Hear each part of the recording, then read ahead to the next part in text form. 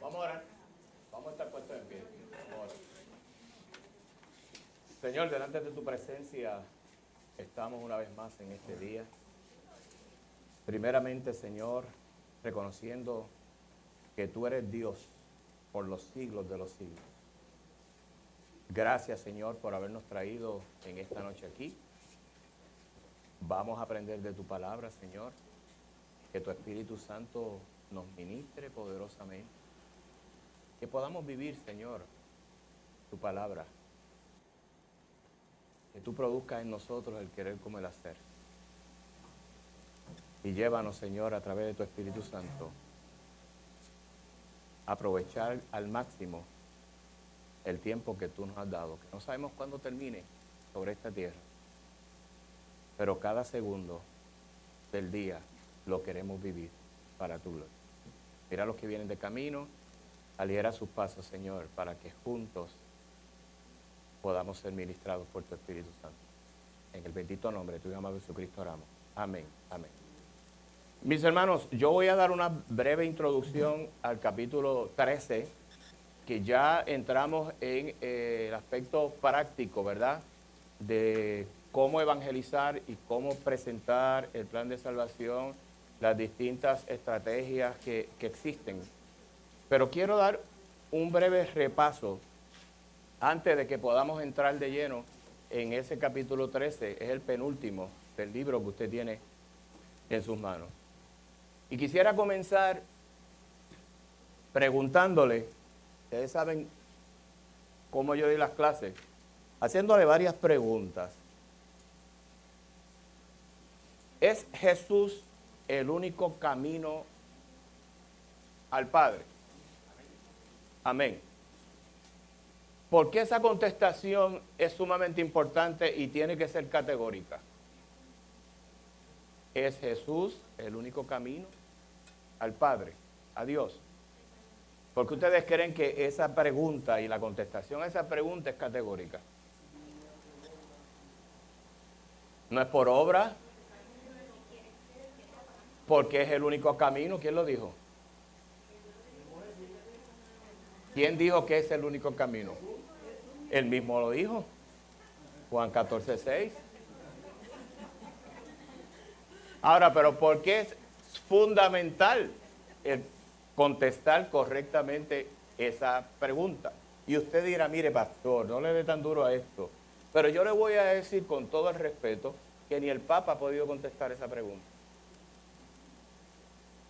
Porque posiblemente se compromete al contestarla.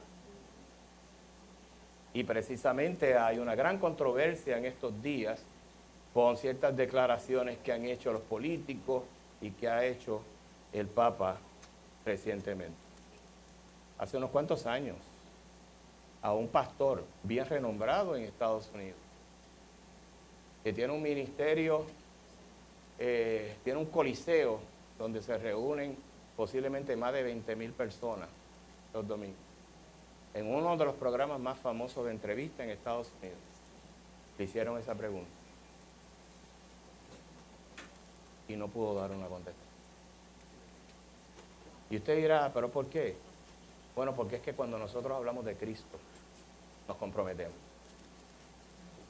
Porque cuando usted está hablando de un Dios genérico,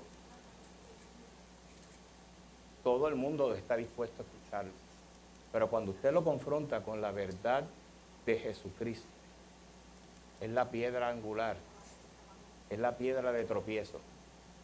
Pero esa pregunta es sumamente importante que la contestemos correctamente.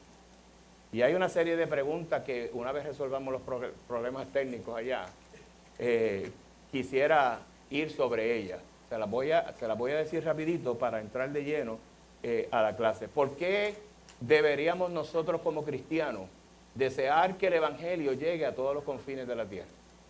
¿Por qué debemos desearlo nosotros como cristianos? ¿Ah? Porque las Escrituras se van a cumplir. Porque es un mandato de nuestro Dios.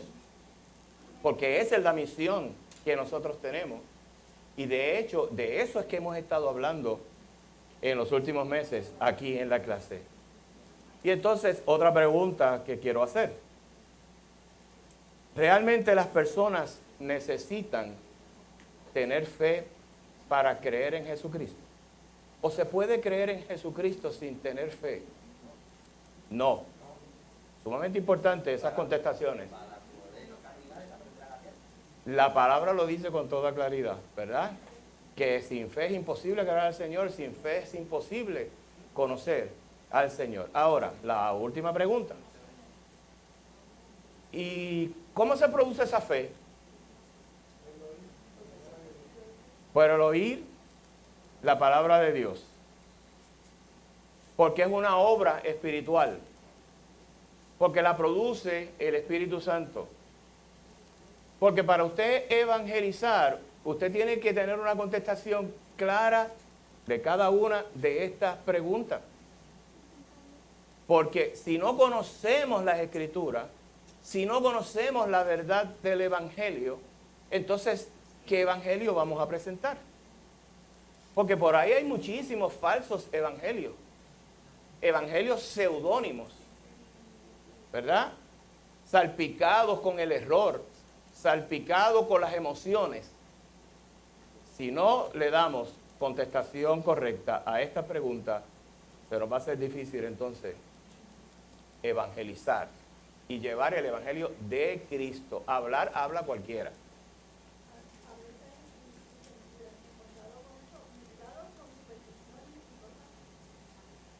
Correcto. Ok. ¿Qué es evangelismo entonces? Pues repaso. ¿Qué es el evangelismo? ¿Quién me da una definición así rapidita?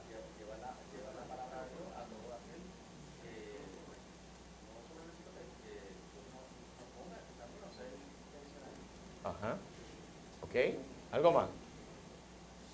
¿Qué es evangelizar? ¿Qué es llevar el evangelio? Llevar la verdad de nuestro Dios. Yo le voy a dar una definición bien rapidita. Ahí hay una transparencia. No la tienen que copiar, pero escuchen. El evangelismo envuelve enseñar. El evangelismo envuelve anunciar. Envuelve proclamar. Envuelve predicar el evangelio que nos lleva a la salvación. ¿Con qué objetivo? Se va a enseñar, se va a predicar, se va a proclamar el evangelio. ¿Con qué objetivo? Para que el no creyente pueda conocer la verdad del evangelio, conociendo cuál es su situación actual. Estoy hablando del no creyente. No decimos que evangelios son buenas noticias. El evangelio son buenas noticias. Pero aquí hemos dicho que esas buenas noticias comienzan ¿con qué? Con la mala noticia. Hoy estaba ministrando en un funeral, en un entierro más bien, y una de las cosas que yo le decía a la audiencia era precisamente esa. Si yo le pregunto cómo usted está hoy, cómo está su situación, posiblemente usted me dice, yo estoy bien. Si yo le preguntara hoy a una persona no creyente, ¿tú necesitas algo adicional a lo que tienes? Posiblemente me va a contestar desde el punto de vista del materialismo, de la profesión, de las aspiraciones que tiene. Y si yo decía hoy, y si yo le dijera que usted está caminando y usted tiene vida, pero que usted está muerto, ¿y usted me contestaría? Claro, había unos creyentes allí, sabía por dónde yo iba. Pero entonces los llevo a la palabra. Y le dije, hace unos días celebramos lo que muchos llaman la Semana Mayor. ¿Y qué celebramos? Piensen ustedes en lo que celebramos.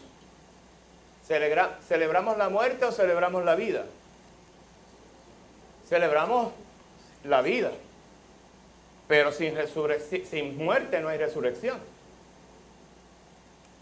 Esta persona que dentro de muy poco se enterrará, murió físicamente, cerró sus ojos en este mundo físico, pero ya los abrió delante de la presencia de su Salvador. Mi hermano, el Evangelio no se puede adornar. Decía nuestra hermana Abigail hace un momentito, el Evangelio muchas veces lo presentan lleno de superstición, lleno de medias verdades. Y eso no es el Evangelio del Señor. No hay que engañar para presentar el Evangelio. El Evangelio está claramente definido y explicado en la palabra del Señor. Por lo tanto, ya ustedes saben que el que convence es la palabra, pero la palabra hay que enseñarla, la palabra hay que proclamarla, la palabra hay que predicarla, para que haya un verdadero evangelio. Por lo tanto, el evangelio es usted proclamar la verdad de Cristo. El evangelio es usted proclamar que sin Cristo el ser humano está perdido y que no hay forma de llegar al Padre que no sea a través de Cristo. Yo quiero que vayamos a una historia bíblica que todos conocemos y que se habló en clases pasadas aquí en la clase, y tal como lo hicimos cuando yo di la última vez que hablamos de Zaqueo, y a base de Zaqueo vimos cómo evangelizar. Vamos a ir a un evento bien interesante, bien profundo, que es el evento de la mujer samaritana. Vamos a ir rapidito allí. Busque el Evangelio de Juan. Y vamos al capítulo 4. Y vamos a ver las bases del evangelismo que nosotros vemos en ese pasaje. Juan 4, versículo 1 en adelante. Quiero que vayan bien pendientes de la lectura, sigan esta lectura, porque me voy a estar deteniendo y les voy a hacer algunas preguntas en la medida que voy leyendo la palabra. ¿Cuándo? Pues, en el versículo 1, el Señor entendió que los fariseos habían oído decir, Jesús hace y bautiza más discípulos que Juan, aunque Jesús no bautizaba, segundo versículo, sino sus discípulos, salió de Judea y se fue otra vez a Galilea. Observen, inmediatamente, una característica que debe tener el que evangeliza.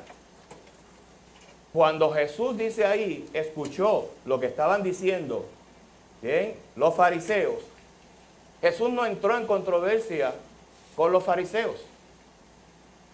Jesús sabía que él no podía ponerse a explicarle a los fariseos todas las dudas que ellos tenían en ese momento, porque él tenía una gran misión. Escuche bien, cuando usted evangeliza, la persona a la cual usted le está evangelizando va a tener muchísimas preguntas. Y esas preguntas requieren una contestación, pero requieren una contestación en el momento indicado. ¿Sabe por qué? Porque hay personas que no quieren escuchar el evangelio y son bien hábiles haciendo preguntas para desviar su foco, ¿verdad? Desviar el foco de atención y desviar el mensaje que usted les quiere llevar. Y entonces entramos en una controversia. Y la palabra del Señor no está ahí para nosotros entrar en controversia con nadie. Por eso es que tenemos que orar antes de salir a evangelizar. Porque el enemigo se va a levantar y va a levantar muchísimos tropiezos y muchísimas barreras para que usted pueda proclamar el evangelio con la autoridad que nos da la palabra del Señor. Y le vuelvo a leer esos primeros versículos. Dice ahí, cuando pues el Señor entendió que los fariseos habían oído decir, Jesús hace y bautiza más discípulos que Juan, aunque él no bautizaba. ¿Ven la mentira de los fariseos? ¿Qué era lo que querían hacer los fariseos? Desviar el ministerio de Jesucristo. Versículo 3. Salió de Judea y se fue otra vez a Galilea. Jesús, que es un Jesús de confrontación, en ese momento no entró en confrontación con los fariseos. Y yo le pregunto, ¿por qué? ¿Por qué usted cree que en ese momento Jesús dejó a los fariseos con esas dudas, con esos rumores?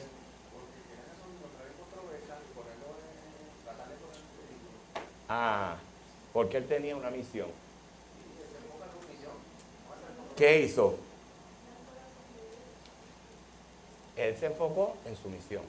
¿Cuál es la misión nuestra cuando evangelizamos?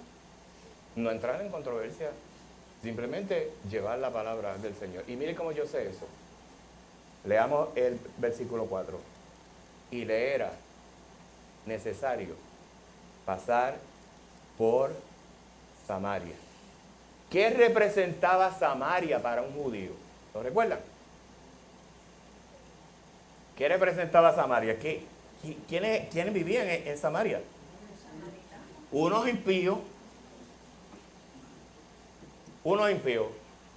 Salió de unos impíos religiosos como los fariseos y iba camino a una tierra, bien, donde habían impíos. Pero ¿y cuál es el propósito del evangelio? No es ese. Jesús tenía una misión y esa misión era clara. Él tenía que encontrarse, ¿verdad?, con la mujer samaritana.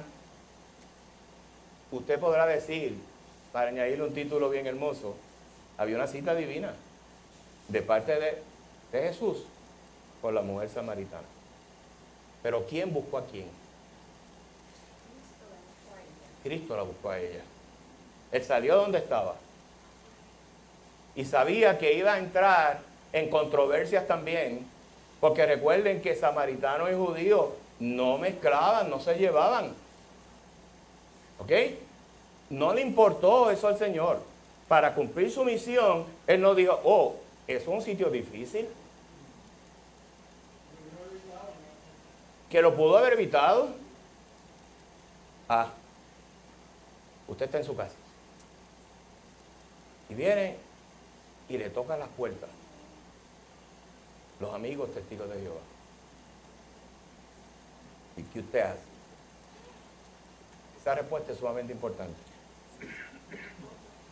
Se esconde, posiblemente, bajo el portón.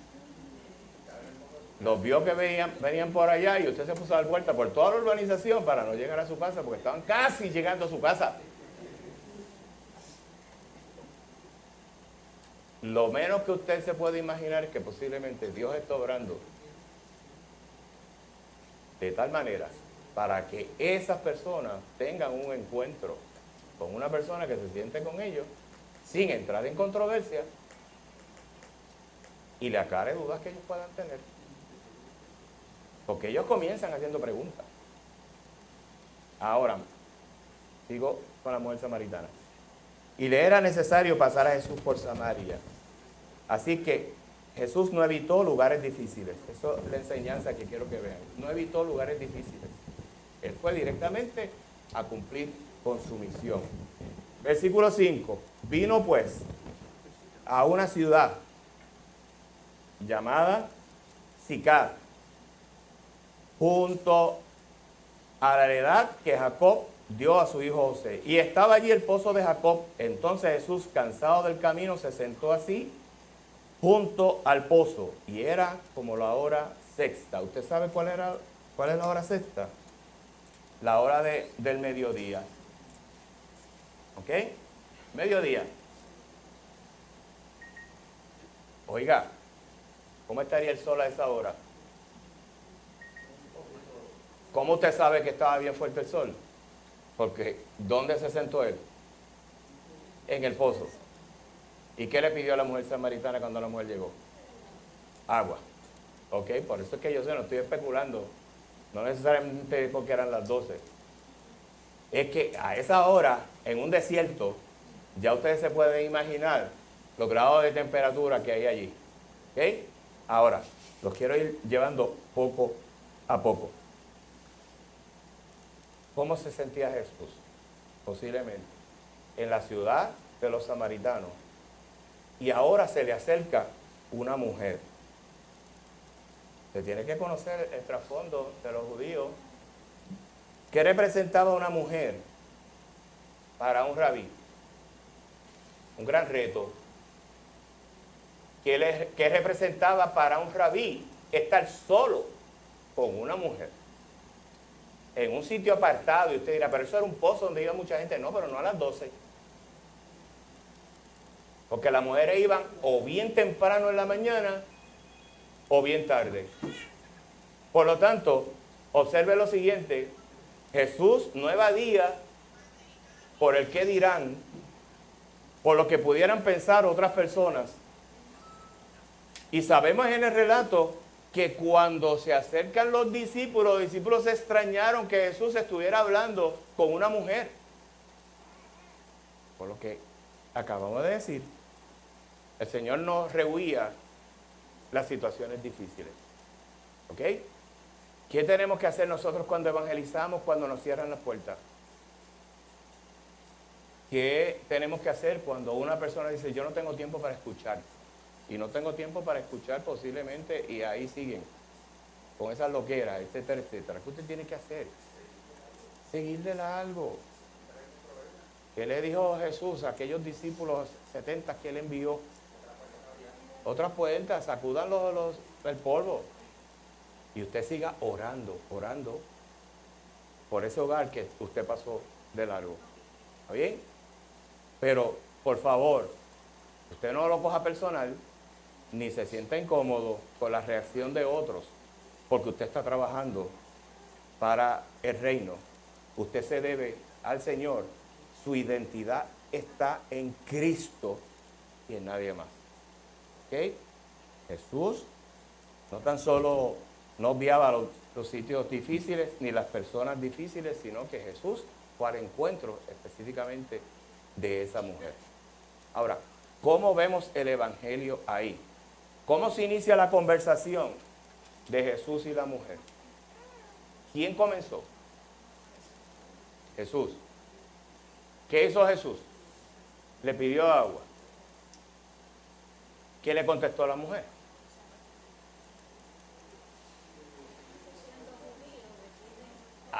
Observen. Hay un pozo de agua. Hay un hombre que tiene sed. Ese hombre le pide agua. ¿Y quién entra en controversia? Ella. Ella es la que entra en controversia con Jesús, ¿no? Y le dice algo más.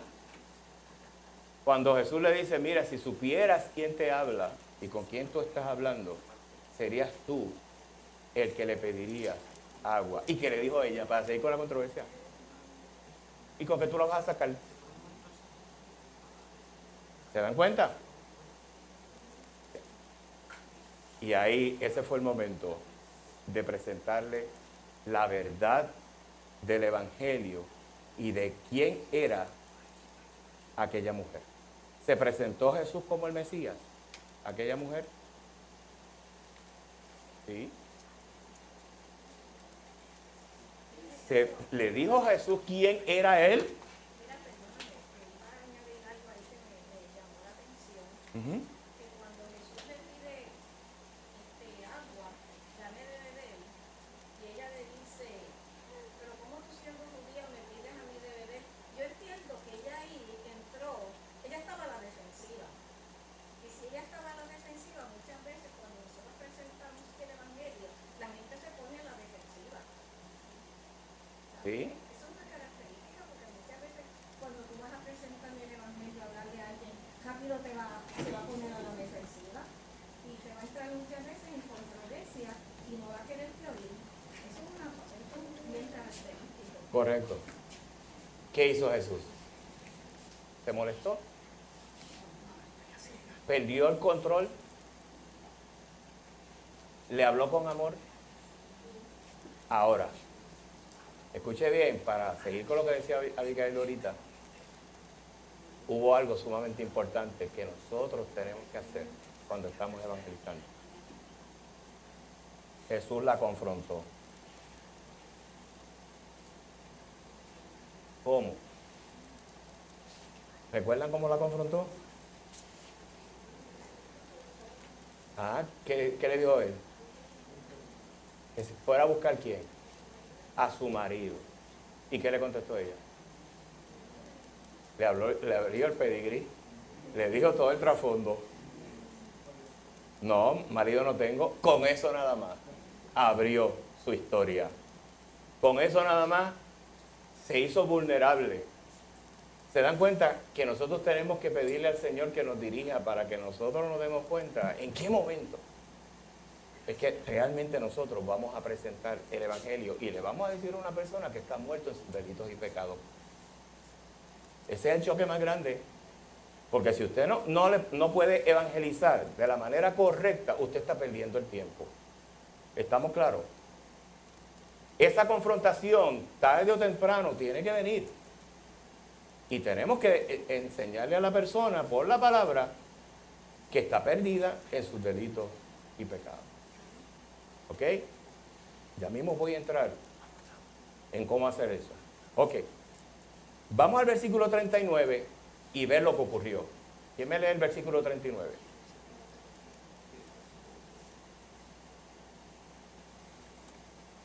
Hermano.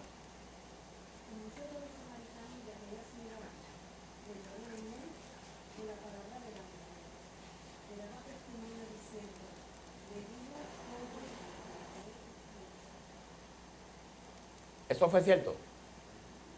Sí.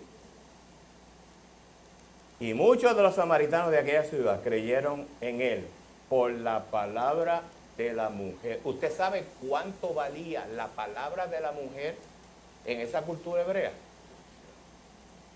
Nada. De hecho, las mujeres no podían ir ni como testigo a un tribunal. Lo que dijera una mujer era insignificante. Pero algo tenía aquella mujer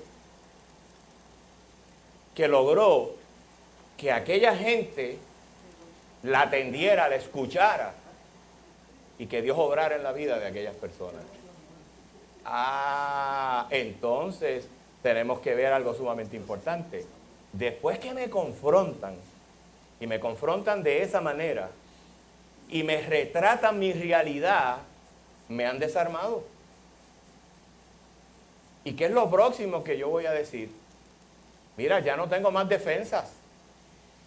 Ya tengo que entender que lo que me dijo esa persona es verdad. Y usted tiene que ir pidiéndole al Señor que sea Él el que hable a través de su palabra para que las personas puedan ser confrontadas, no con mi verdad, no con mi experiencia, sino con la verdad del Evangelio. Por eso es que la palabra no puede faltar mientras estamos evangelizando. Génesis 1 y 2. ¿Qué usted ve? Si usted fuera a definir lo que ocurrió y explicar lo que ocurrió en Génesis 1 o 2. ¿Qué ocurrió? ¿A quién usted está presentando en Génesis 1 y 2? Capítulo Génesis 1 y 2. ¿Con qué tiene que ver? ¿A quién usted está presentando en Génesis 1 y 2?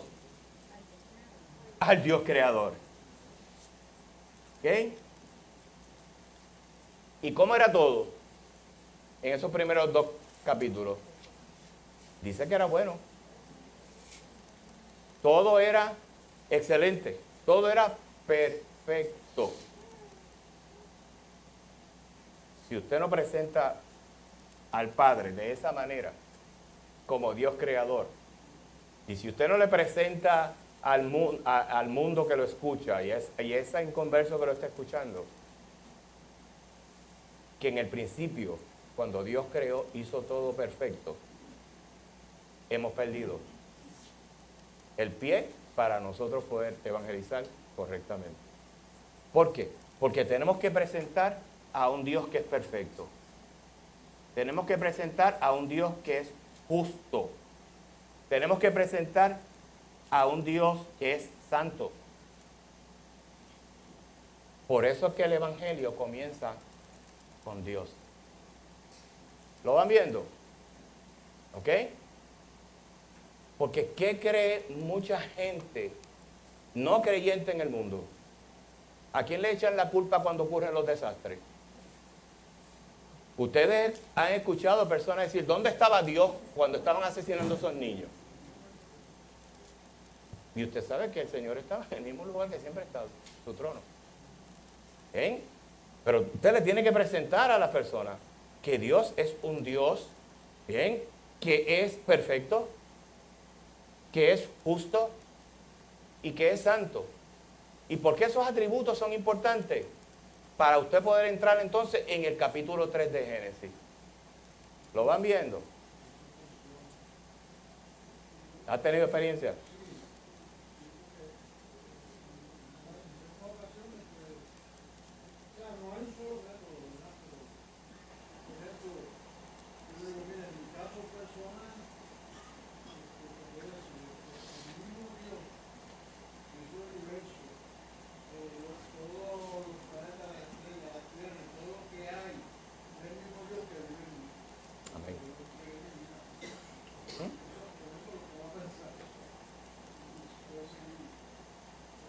Muy bien, ese es el pie forzado que llamamos. Por lo tanto, ¿qué usted está haciendo? Contestando una pregunta existencial que tiene el ser humano. ¿Cuál es la pregunta que usted le está contestando? ¿Quién es Dios?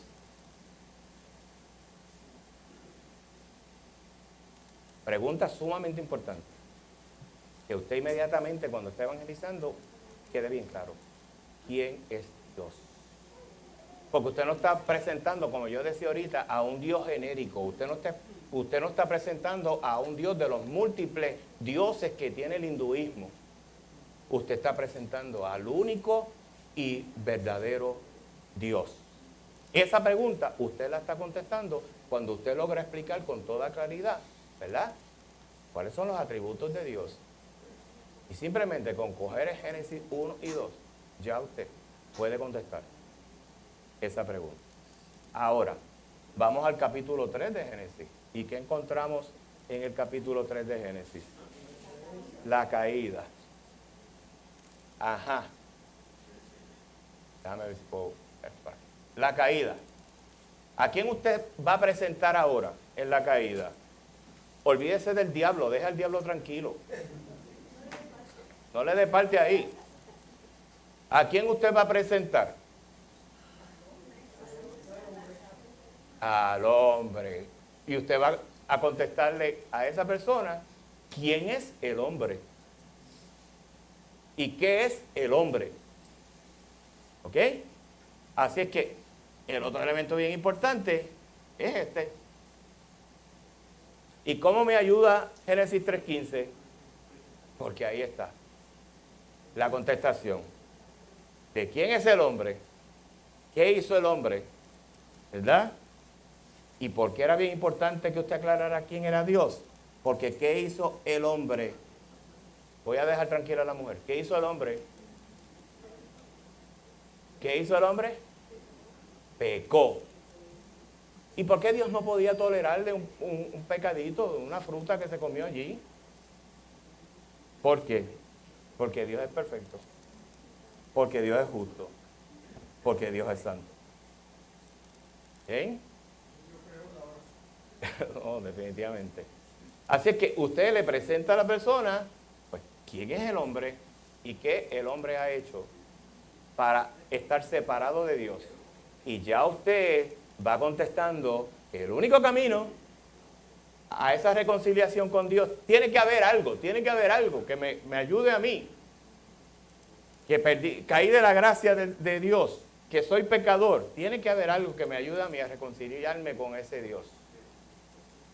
Y aquí usted se pone bien firme. Porque lo próximo que vamos a presentar, ¿qué es? Cristo. ¿Y qué representa a Cristo? La más invisible del Dios invisible. Y Cristo representa lo que decíamos ahorita. El único camino a reconciliarme, ¿verdad? Que yo puedo seguir para reconciliarme con ese Dios. Ahora, ¿quién es Cristo? Porque si usted está hablando con un mormón y usted está hablando con un testigo de Jehová, va a tener mucha dificultad.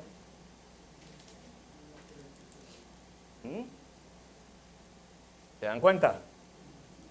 Tenemos que ir en oración primero, tenemos que ir preparados, tenemos que conocer las Escrituras para nosotros poder evangelizar.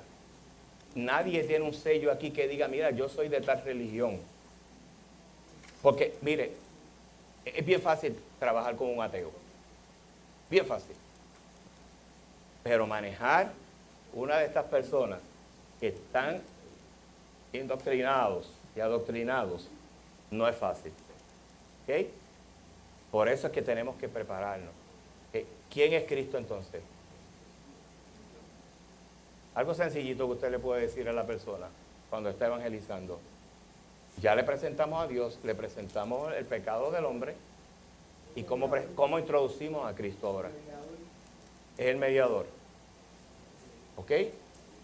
¿Por qué es mediador? Porque Dios lo envió. Ahora, si esa persona le pregunta, ¿y Cristo es Dios? Sí, no se confunda, no empiece, no, que no. Cristo es Dios.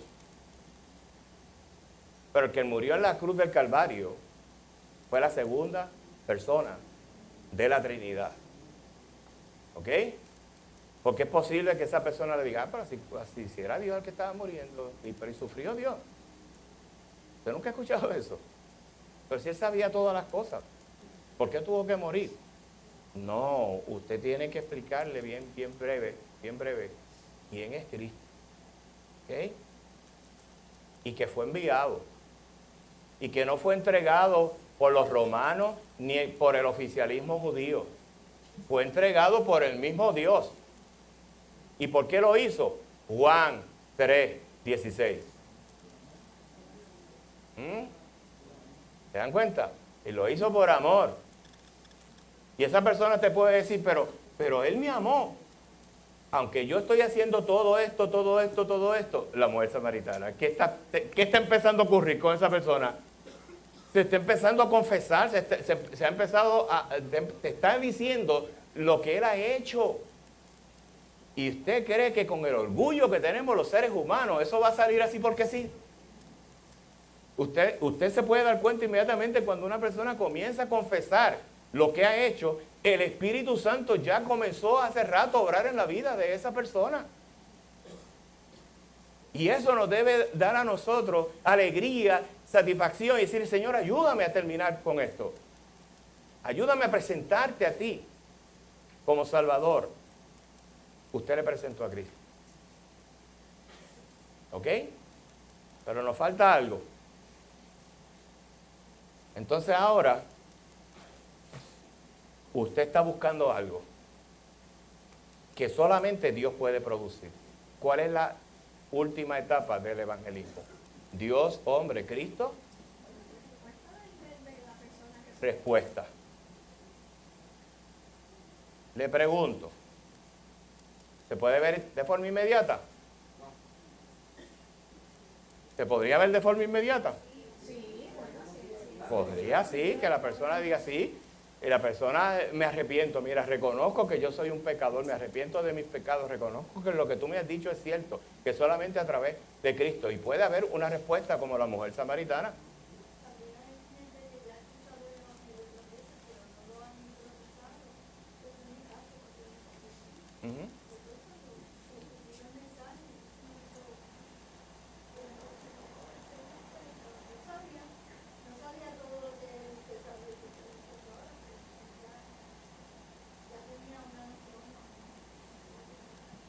Amén. Sí puede haber una respuesta inmediata. Sí. Ahora, y si usted no ve esa respuesta inmediata, la pregunta ahora es, nosotros, ¿cómo vamos a recibir esa reacción de esa persona que ni se inmutó? Después de haber dicho que es un pecador, ¿qué vamos a hacer? Tenemos que invertir tiempo con esa persona. Recuerden las 4 palabritas que hemos enseñado aquí. Ahora yo me tengo que invertir en esa persona. ¿Por qué? Porque yo empecé a ver en esta persona una inquietud. Y por ahí es donde nos vamos a ir. ¿Sí? No lo vamos a soltar. ¿Estamos claros? Porque ya el Señor nos ha confirmado a través de su Espíritu Santo que el Señor está obrando en esa persona. Quebrantarse lo puede hacer muchas veces una persona emocionalmente, pero el Espíritu Santo lo va a dirigir para que usted pueda identificar cuándo es emocional y cuándo lo ha hecho porque hay cierta convicción en la vida de esa persona. Que pueden haber otras dudas, que pueden haber otro impedimento. Y usted se tiene que quedar bien tranquilo emocionalmente sabiendo que quién es el que da el crecimiento. El Señor. Nosotros cumplimos con presentar, con enseñar, con predicar el Evangelio. La respuesta le corresponde al Señor. Amén. No tengo tiempo para más y no he dicho nada. Prácticamente, los quiero dejar con esto último. Estoy empezando. Si yo le pregunto entonces, esta última pregunta, ¿por qué debemos compartir el Evangelio? Es un mandato. Y usted dirá, bueno, es un mandato. Pero, ¿qué se necesita para que haya respuesta del creyente? ¿Usted sabe que es un mandato? ¿Cómo ve la respuesta? Por obediencia. Por obediencia. Ajá. Obediencia. Esto es obligado. ¿Y ahora? ¿Ah? Usted dirá, pero es que es un mandato. Esto no es un sí, si puedo, o si quiero, o no. Esto es un sí rotundo. Ahora, pero escuche bien. Hay personas que hacen las cosas refunfuñando. Los hijos muchas veces respetan lo que dicen los padres, pero lo hacen refunfuñando. Y usted lo manda a sentarse y no se va a sentar el muchacho. Se va a quedar de pie. Y si usted lo obliga a sentarse, en su corazón le está diciendo, estoy sentado, pero estoy de pie. ¿Por qué? Porque así somos los seres humanos. El buen discípulo, ¿qué hace? ¿Qué quiere hacer con su maestro? Imitarlo. El buen discípulo sigue sin resistencia.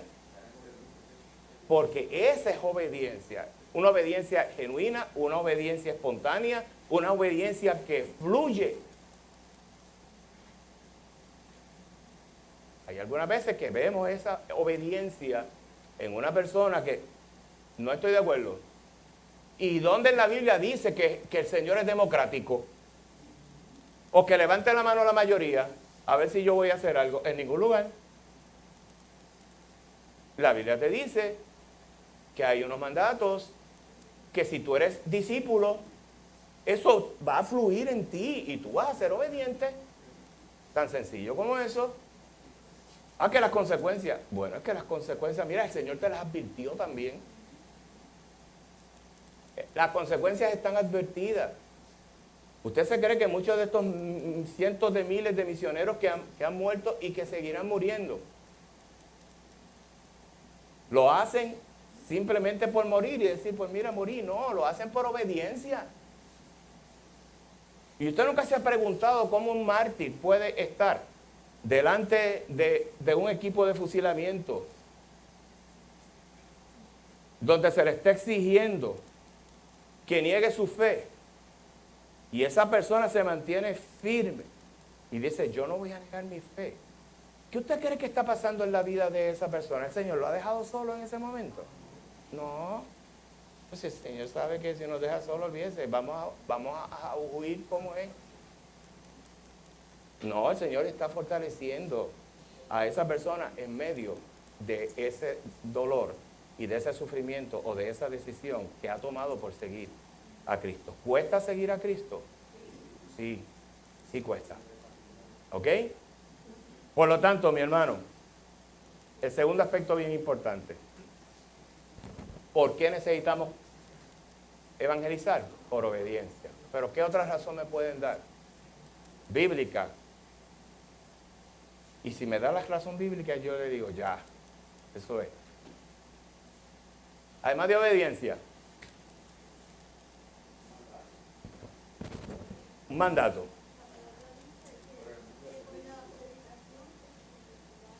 Romano, ¿qué pasa con la gente? ¿Qué pasa con la buena noticia que usted tiene? ¿Qué pasa con la vida abundante que el Señor en su gracia nos está permitiendo vivir? Si usted ama a otra persona que es un inconverso, ¿no le gustaría compartir con esa persona el Evangelio, esas buenas noticias? Pues mi hermano, lo primero que nosotros tenemos que recordar es que la gente sin Cristo está perdida. Y que la gente necesita a Cristo. Pregúntese, ¿por qué los pastores predicamos en las iglesias? Porque tenemos que predicarle a los hermanos. Es parte del amor al prójimo, porque ¿qué yo tengo que asumir como pastor cuando predico, cuando enseño la palabra del Señor? De que esa persona posiblemente esté sentado allí y yo le esté mirando domingo tras domingo, levanta las manos al cielo, ¿verdad? Pero se va a perder porque está sin Cristo y está muerto en vida, porque nosotros estamos engañados y muchas veces decimos, no, pastor, esa persona pasó al frente. ¿Y qué? ¿El frente es lo que salva? No. Muchas personas pueden pasar al frente en un llamado por distintas razones, incluyendo que hay pastores que manipulan los llamados. Por eso es que la cantidad nunca ha sido lo más importante en el Evangelio. Cuando ustedes ven que en las Escrituras Jesús les decía a los discípulos, cuenten más o menos, hagan un estimado de cuánto hay aquí, para ver si yo me animo a seguir predicando. No. La cantidad nunca debe ser la motivación de uno que enseña, de uno que predica, para hacer lo que Dios se le ha mandado a hacer. Al contrario, la cantidad muchas veces, el estar pensando constantemente en la cantidad de personas, se convierte en una piedra de tropiezo para que yo enseñe correctamente el Evangelio.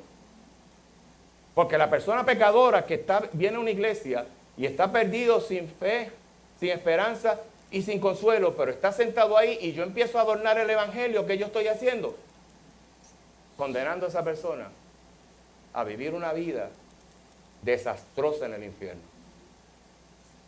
Así que, mi hermano, tenemos que pedirle al Espíritu Santo que nos dé cada día pasión por el perdido y que nos preguntemos todos los días, si tú me has dado la salvación, Señor, si yo soy victorioso en ti, si tú eres mi fortaleza, tú eres mi refugio, tú eres mi pronto auxilio, ¿yo quiero o no quiero compartir eso con otro? Por lo tanto, en tu nombre yo voy a vencer el miedo. Cuando empiece a evangelizar, una rodilla me va a chocar con la otra. Me van a faltar las palabras, pero en tu nombre yo lo voy a hacer. Eso no fue lo que le dijo Pedro al Señor cuando le dijo, Pedro, echa la red, después que ellos habían estado todo un día pescando y no habían pescado nada. ¿Y qué le dijo Pedro? ¿En qué?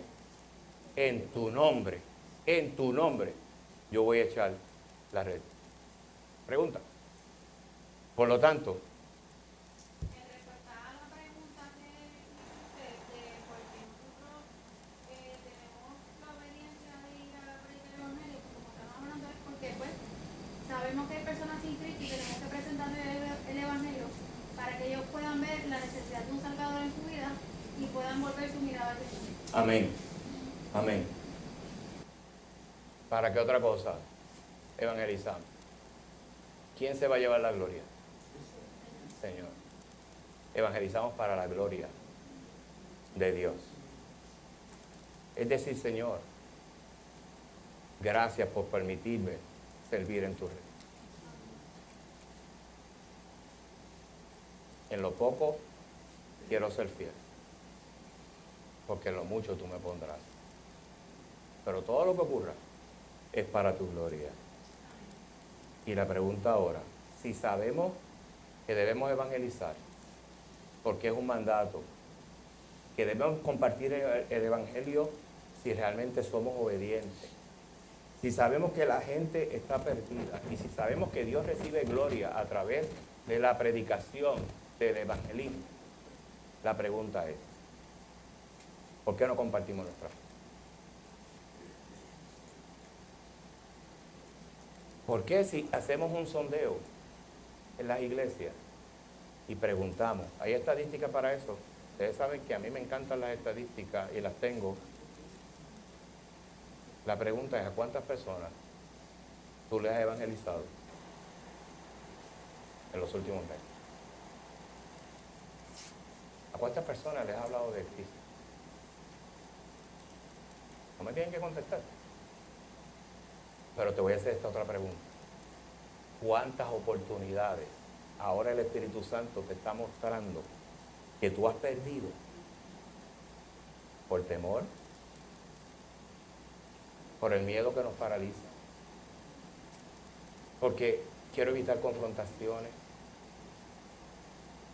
porque le tengo temor al hombre. ¿Cuántas oportunidades hemos tenido? Y yo estoy seguro aquí, que nadie me puede decir, en los últimos meses yo no he tenido oportunidad de presentar el evangelio a nadie, pastor. Luis, todos los días.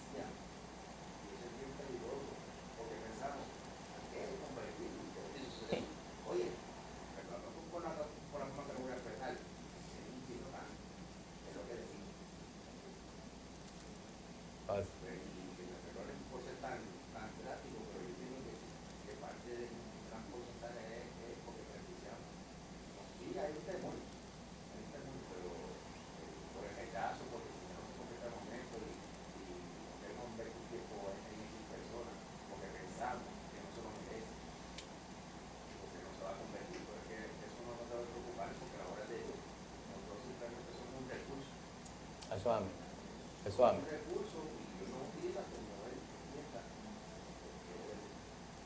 Quiero dejarlo con esto y quiero compartir esto.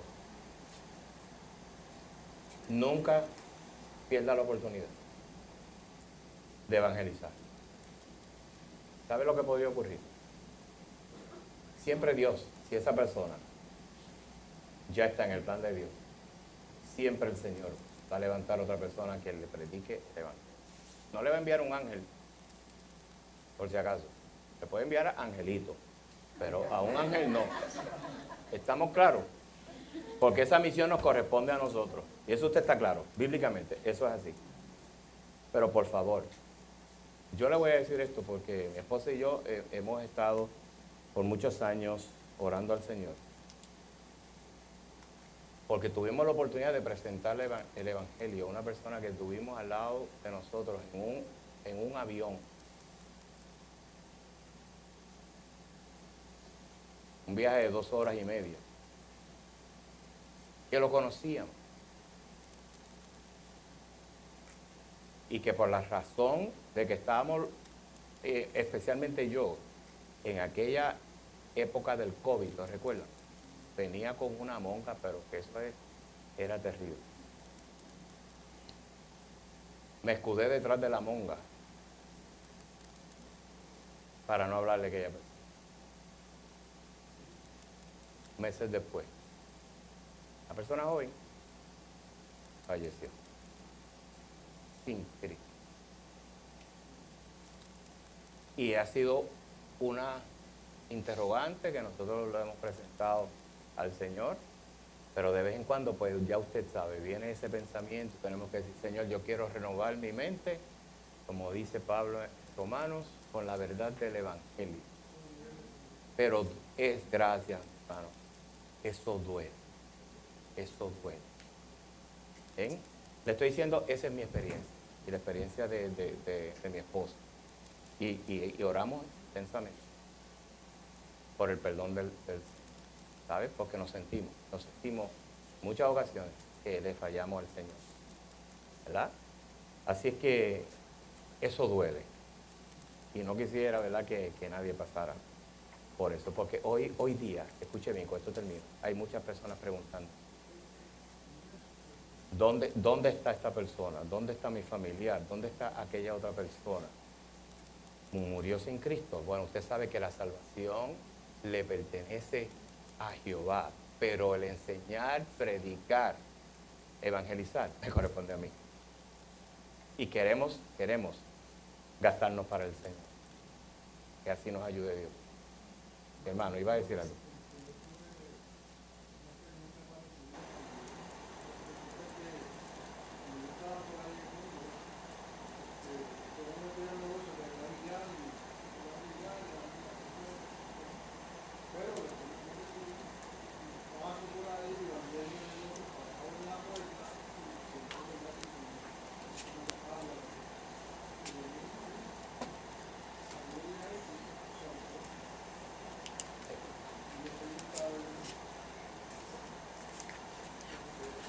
Pero tranquilo, en paz nos acostamos y así mismo dormiremos, porque solamente Jehová está con nosotros, ¿verdad? Y el Señor sabe todas las cosas. Pero vamos a atrevernos a eso. Vamos a orar intensamente y vamos a ser intencionales, ¿verdad? Como hijos de Dios en llevar el Evangelio. Oramos, Señor, gracias te damos por este tiempo. Gracias te damos, Señor, por estos hermanos que han escuchado, Señor, tu palabra, Dios mío. Ayúdanos, Señor, a poder vivir conforme a ella. Perdónanos, Señor, por las veces, Señor, que sabiendo hacer las cosas no las hacemos. Pablo nos dice eso. Muchas veces, Señor, queriendo hacer las cosas que edifican, las cosas que tú nos has enviado a hacer, no las hacemos. Y las que no debemos hacer, es así, hacemos. Así que te pedimos perdón por eso, Señor. Ayúdanos, Dios mío, cada día a ser obedientes. Ayúdanos a tener pasión, Señor, por el que se pierde, Señor. Y que podamos entender, Dios mío, que todo lo hacemos para tu gloria, Dios eterno. No nos podemos vanagloriar por lo que está ocurriendo en medio nuestro, aun cuando veamos las personas, Señor, viniendo a tus pies, Señor, porque eso lo hace, Señor. Que siempre podamos estar dispuestos a hacerlo con la ayuda de tu Espíritu Santo. En el bendito nombre de tu Hijo amado Jesucristo, oramos. Amén. Amén. Mis hermanos, vamos a pasar rapidito al tiempo de oración.